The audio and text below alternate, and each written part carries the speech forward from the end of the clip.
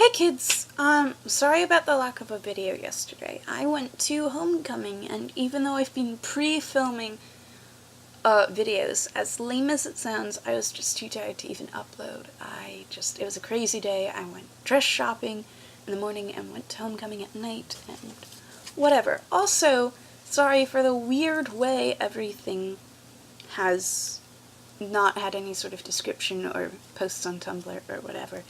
I've just had a bit of a crazy week, and it's going to be another crazy week, and everything is going to be bumped up a day this week. So you're going to see the walk through the Quran on Wednesday, walk through the Bible on Thursday, and whatever mysterious song I do on Friday, because I'm going on my church's fall retreat. Last time I filmed a video while on it. That's probably not going to happen this time because I'm going to be doing homework. Sorry. All that being said, I want to talk about something that my church did this weekend. So we have this thing called the Visiting Artist Series. I should give you some backstory. We used to have the greatest director of music, worship, and arts. And she wasn't very highly educated in the field formally, but she was super talented and actually made a whole bunch of friends who are about as important or who are significant, like Joseph Martin and whatever.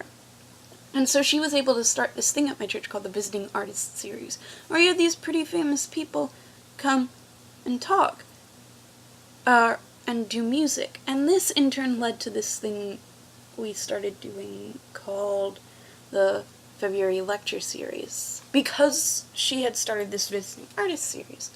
And we've had people like Shane Claiborne at my church. I now know who that random white dude with dreadlocks was at my church, and I regret so much not having gone to hear him talk. But anyway, so this year our assistant director of music, worship, and arts invited his band, Zamara, I think, which is the Hebrew word for something like making a joyful noise unto the Lord. And we had a conversation about what it means to be a worship leader and whatever. And I took lots of notes, and I just wanted to talk briefly about it. Also, they were amazed I took notes. I don't know. So we talked a bit about what worship is, and we had different definitions, like doing publicly what is done privately all week, contractual mutually promised fellowship, which I really like, communion, a response to God and his work, being quiet and listening, gladness and joy, the chief end of man, glorify God and enjoy him forever. But the one we kind of sort of settled on is giving ourselves completely to God in response to his promise of faithfulness. And I don't know, I really like that. And so leading worship stems from this place of leading others into giving themselves completely to God in response to his promises of faithfulness. So that's the job. Also, this was about kind of all worship leaders, but it was primarily about people involved in music. That's why I was there. They specifically asked for anybody who was involved to show up, so that was cool. Then we talked about what is a worship leader, and we had all sorts of comments about how a worship leader is called by God and so not self-appointed, and they are not a performer, and yet they still participate in performance because you don't want to let bad music distract other worshippers.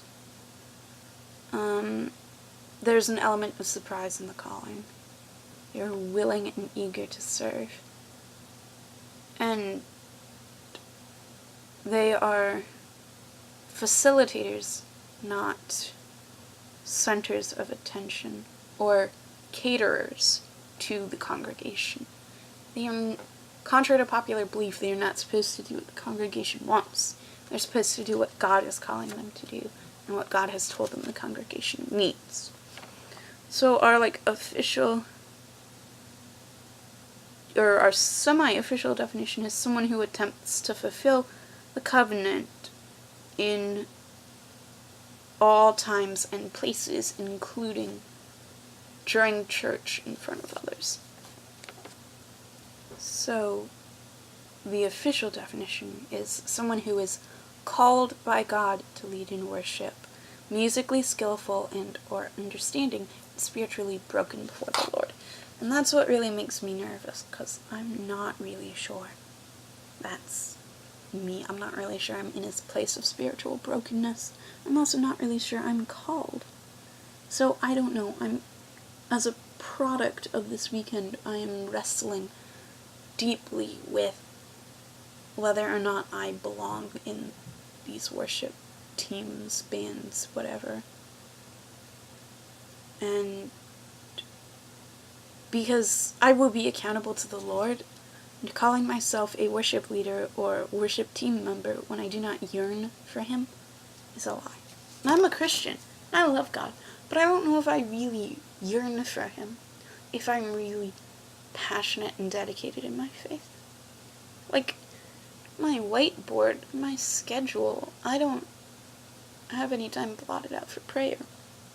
I might be starting a prayer journal. I might not be. Who knows?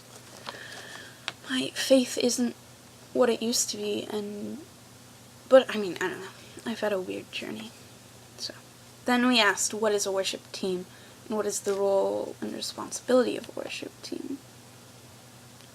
And there's this quote by this person named Bob Coughlin. I don't know who Bob Coughlin is, but the quote says, "If people only know what God was like was from the songs we sing, how well will they know him? Let's make sure the answer will be very well." So it's like picking songs that suit the congregation and express who God is. So I wrote, pick important songs and make sure you believe them. Because if you don't genuinely believe what you're singing, everyone will know. So worship teams are responsible for preparing, obviously, both musically and spiritually. A worship team is a group of believers who commune and want to help others do the same. They are called not to be disingenuous. And so that's a bit of what I learned this weekend. I really wish I could have gone to the sessions yesterday as well as the one on Friday, but I really needed the one on Friday, and it was at the exact right time for my life, and it was just good. It was a God thing, and I'm very happy about it. I hope you have a great day.